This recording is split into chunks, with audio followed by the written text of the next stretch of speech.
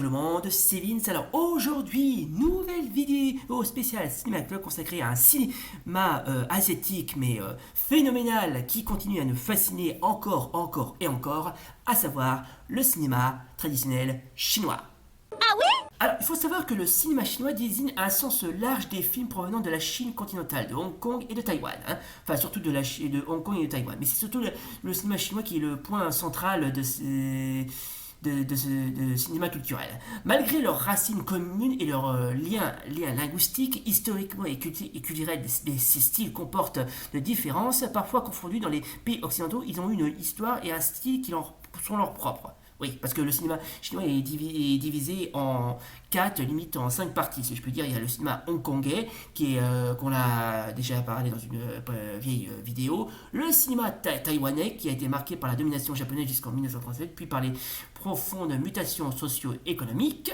Le cinéma de Chine continentale, le cinéma de Macao, qui n'est pas encore significatif, bien que Macao soit une ancienne colonie portugaise, ainsi que le cinéma singapourien est très productif, mais en dehors de la zone d'influence forte de Pékin. Oui, parce qu'il y a aussi une grande communauté comment dirais-je, chinoise à Singapour. J'en profite également pour faire une dédicace à tous mes fans singapouriens.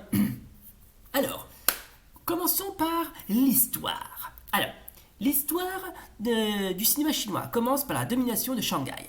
Le cinéma apparaît au début du XXe siècle dans le monde chinois. Il s'inspire principalement de l'opéra chinois. Le cinéma taïwanais est également marqué par l'influence japonaise. Avant la Première Guerre mondiale, la capitale du cinéma chinois est Shanghai, qui concentre la quasi-totalité des films chinois avec des sociétés de production comme Mingxing, la Tianyi, la Xinhua et la Lianhua, et des vedettes comme Ruan Liu, Zheng Junli ou Jiang Qin. On peut pas encore parler de cinéma taïwanais ou hongkongais, enfin du moins pas encore, mais bon. Ensuite, le premier film chinois a été recensé dans un festival international est Le Chant des pêcheurs de Kai Shu-sheng, sorti en 1934, qui est assez loin d'ailleurs. Ensuite, on va commencer par l'après-la-guerre, la Seconde Guerre mondiale, puis la guerre civile entrée et le départ de nombreux artistes chinois continentaux vers Hong Kong et Taïwan. Le cinéma de la Chine continentale devient marqué par le modèle soviétique avec une production et des thématiques étroitement contrôlées par l'État. La révolution culturelle, qui a commencé de 1966 à 1975, entraîne un quasi-arrêt de la production en Chine communiste. Parallèlement, Hong Kong devient le cœur de la production cinématographique chinoise sous l'impulsion de la Shaw Brothers et des artistes immigrés en Chine. Ils produisent principalement des films d'arts martiaux qui conquièrent la diaspora chinoise, puis même le public occidental grâce à Bruce Lee au début des années 70. Bien, puisqu'on parle de Bruce Lee, voici donc en exclusivité, bon alors j'avais déjà parlé de comment dirais-je de ce coffret, alors ceci est le coffret qui rassemble l'intégralité des films de Bruce Lee, du premier jusqu'au dernier, voilà. Oui, parce qu'il ne faut pas oublier que Bruce Lee est rendu populaire grâce aux arts martiaux. Et les arts martiaux ont conquis le monde, c'est en particulier grâce à lui. Hein. Comme quoi, n'est pas expert qui veut. Alors, le succès des années 80 et 90, tous les cinémas chinois connaissent d'importants succès à partir des années 80, tandis que les succès hongkongais continuent avec des réalisateurs tels que Tsui Hark et John Woo, puis Wong Kar-wai dans les années 90. Oui, parce qu'il faut pas... Alors, Tsui Hark et John Woo, retenez bien leur nom, parce que franchement, c'est des virtuoses. C'est des virtuoses du cinéma qui ont révolutionné le cinéma chinois, mais dans toutes ses formes, quoi. C'est vraiment ce qu'on peut appeler des pionniers. Hein. Et évidemment, tiens, puisqu'on parle de cinéma chinois, je vais vous en présenter quelques-uns que j'ai déjà présenté. Alors, ici, bon, ça, d'accord. La plupart d'entre eux que j'ai actuellement sont des films hongkongais, mais étant donné que comme Hong Kong fait partie de la Chine, je vais vous en présenter quelques-uns. Voici donc le premier, le DVD de Histoire de fantôme chinois 3. Alors oui, je dis bien 3, alors il y a aussi le 1 et le 2, mais je les ai pas. Mais c'est pas grave, je cite quand même, on ne sait jamais. Voilà. Ensuite, on a aussi Histoire de fantôme chinois, le film d'animation réalisé par Tsui Hark, le même mec qui a produit les 3 histoires de fantômes chinois. Ensuite, on a Détective D, ça c'est le 2, et je vais vous présenter, attendez que le premier, voilà, qui a été réalisé par Tsui Hark, voilà, le 1 et le 2, Détective D. Ensuite, on a des cinémas chinois un petit peu classiques et de Stephen Chow comme Shaolin Soccer. Voilà, très bon film d'ailleurs, ça va, c'est sympa à regarder. Oh, évidemment, je peux bien sûr citer quelques-uns, notamment certains films de Jackie Chan. Voilà, vous les montrez au cas où, on ne sait jamais. Ensuite, on a Infernal Affair avec Andy Lau et Tony Leung Shui Yai, qui a aussi joué dans Histoire de fantôme chinois 3. Voilà. Et enfin, mon préféré, Tigre et Dragon de Ang Lee. Voilà. Alors celui-là, franchement, c'est le grand must. C'est le grand must. Hein. Bref, si vous ne connaissez pas franchement Tigre et Dragon, j'essaierai de voir si je peux vous, comment dirais-je, vous faire montrer ce film. Parce que franchement, celui-là, il vaut le coup. Il vaut vraiment le coup. Alors, tout ce que les moines m'ont appris, toute leur légende était donc vraie? D'ailleurs, on va continuer dans les années 80-90 où on assiste aussi au renouveau en Chine continentale et à Taïwan. La cinquième génération émerge en Chine continentale avec Zhang Yimou et Shen Qige. La nouvelle vague taïwanaise se développe avec Edward Yang et surtout Wu Xiao Ziayen. Voilà, pardon si je prononce très très mal, je m'en excuse. Les succès culminent en 1992-93 avec la Palme d'Or à Cannes, en mai 1992 pour Shen Kie et son film Adieu ma concubine. Alors franchement celui-là, lui aussi franchement il est pas mal. Alors je vous explique, c'est un drame humain et pourtant ce film il vaut vraiment le coup. Hein. Alors Adieu ma concubine ou Ba Wang Beiji qui est un film sino-hongkongais réalisé par Shen Kaige sorti en 1993. C'est qui parle d'une histoire de deux acteurs chinois qui vont ouvrir ce qu'on peut appeler une tendance homosexuelle, on va dire, il faut une relation homosexuelle. Donc je vous l'ai dit, comment dirais-je, le scénario, enfin la synopsis.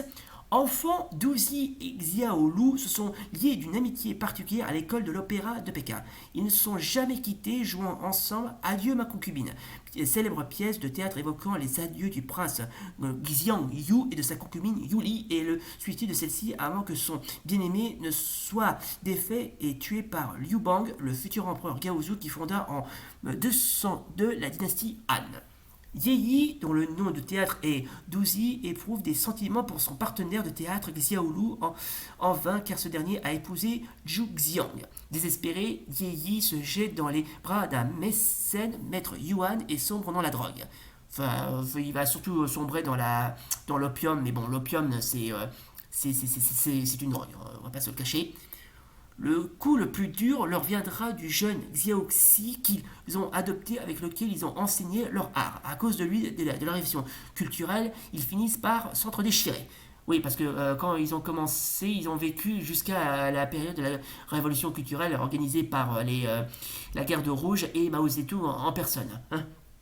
Bref, le film est vraiment mais bouleversant, qui non seulement qui a remporté la Palme d'Or en 1992, mais aussi le Lion d'Or à Venise.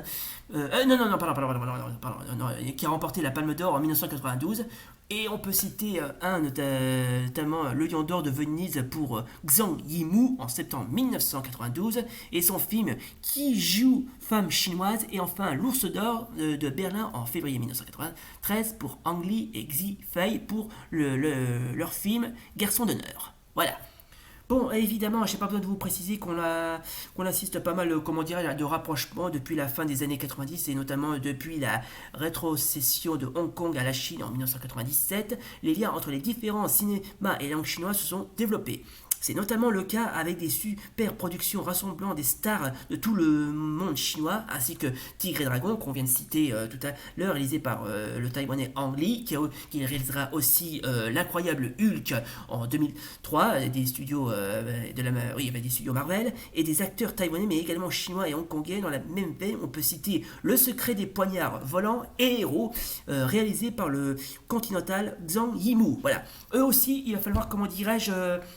Ceux-là, franchement, ils sont excellents, ces films-là. Ils sont excellents. D'ailleurs, s'il le faut, j'essaierai de voir si je peux vous en trouver quelques-uns, tellement ils sont tous bien, notamment Le secret des poignards volants. Bref, le cinéma chinois, c'est vraiment mais la colonne vertébrale. Pour moi, le cinéma chinois, c'est vraiment ce qu'on peut appeler mais la colonne vertébrale du cinéma asiatique. Vous ne pouvez pas, comment dirais-je, passer à côté si vous n'avez pas vu au moins un film chinois de votre vie. Jamais. Ah, c'est vrai ça. Alors, puisqu'on parle de films chinois, je voudrais en citer un autre que j'aime beaucoup. C'est Héros, sorti en 2002, réalisé par Zhang Yimou. Alors, le titre se nomme Ying Zion, qui est un film de sabre chinois Wu Xiai Pian, réalisé par Zhang Yimou, sorti en 2002. Voilà. Alors, en fait, je vais vous expliquer. C'est un drame humain. Franchement, ce film-là est un putain de drame humain. Alors, il y a les acteurs en question, ça va à l'encontre de Jet Li, Tony Leung Chi-wai, Maggie Cheung, Zhang Ziyi, Shen Daoxing et Donnie Yen. En fait, c'est l'histoire d'un complot qui veut renverser l'empereur qui est devenu tyrannique. Voilà. Mais franchement, ce film, franchement, même si on a tendance à même si on n'est pas trop fan, comment dirais-je, du cinéma, comment dirais-je, chinois, le film a connu un important succès commercial, rapportant environ 167 ans. Enfin, il a remporté pas mal de milliards de dollars au box-office mondial. Et bref, pour un budget, et en France, on dit, ah d'accord, 732 307 entrées. Ce qui n'est strictement pas rien. Non mais en fait, le film, franchement, il est bien. Franchement, il est classe, il est bien drame humain. Les décors sont géniaux. Et de plus, il a remporté pas mal de, comment dirais-je, de prix. Alors, Festival de Berlin en 2003 pour le prix d'Alfred Bauer pour Zhang Yimou. Nomination à l'Ours d'Or du meilleur film pour Zhang Yimou. Ouais. Global Globe en 2003, nomination de Golden Globe du meilleur film en langue étrangère. Et Oscar en 2003 pour le meilleur film international. Alors, franchement, comme je viens de vous le dire, il y a pas mal de, comment dirais-je, d'acteurs qui sont présents, notamment Maggie Cheung, Shen Daoming, on a Jet Li, toujours à la vue du bon coup, celui-là, Tony Leung Chi-wai, qu'on vient de citer tout à l'heure, Donnie Yen, ou encore Zhang Ziyi, qu'on a croisé notamment dans Tigre et Dragon 1. Puisqu'il y a deux tigres dragons, il y a celui que je viens de citer et le 2, que j'essaierai de voir si je peux en parler plus tard. Alors, ça va vous sembler absolument bizarre, mais le film m'a marqué pour son doublage, surtout parce que l'acteur qui double Tony Leung Chi-wai, qui interprète l'âme brisée, c'est Francis Lalanne. Non, mesdames et messieurs, vous ne rêvez pas, Francis Lalanne le célèbre chanteur, a aussi fait pas mal de doublages, ce qui est assez étonnant parce que déjà, Francis Lalanne est surtout connu pour avoir doublé Quasimodo dans Le Bossu de Notre-Dame, ou encore Ralph Fiennes dans le rôle de Francis Dollarhide dans le film Dragon Rouge, qui est la suite du Silence des Agneaux. Ouais, franchement, c'est fou à quel point ce film a marqué les esprits. Hein. Et voilà les gens, c'est donc la fin donc de cette vidéo spéciale Cinéma Club consacrée au cinéma chinois. Voilà, donc là j'ai fait le cinéma hongkongais, là même je me suis tapé le cinéma chinois. Alors pour ce qui concerne le cinéma taïwanais et singapourien et peut-être bien aussi malaisien, j'essaierai d'en parler dans d'autres vidéos. Ne vous inquiétez pas, j'en parlerai. Le plus important, c'est que j'ai parlé du cinéma chinois. Alors si vous voulez voir certains films chinois connus ou inconnus, j'essaierai de comment vous en trouver, juste histoire de vous faire aimer le cinéma chinois. Et si vous êtes un fan de cinéma chinois, bienvenue au club. Comme ça, j'essaierai, comment dirais-je, de vous faire savourer. Il faut dire que le cinéma chinois, franchement, je ne vais pas dire il est savoureux. Il est savoureux comme tout, hein, avec sa palette de stars, ses films monumentales. Bref, et j'espère qu'il continuera à vivre encore et à nous faire rêver jusqu'à l'infini. Voilà donc, j'espère que ça vous a plu. Si comme d'hab, n'oubliez pas le pouce bleu et la main. Et d'ici là, salut. À très bientôt. Oh, et puis tant que j'y pense, j'aimerais dédier ce cadeau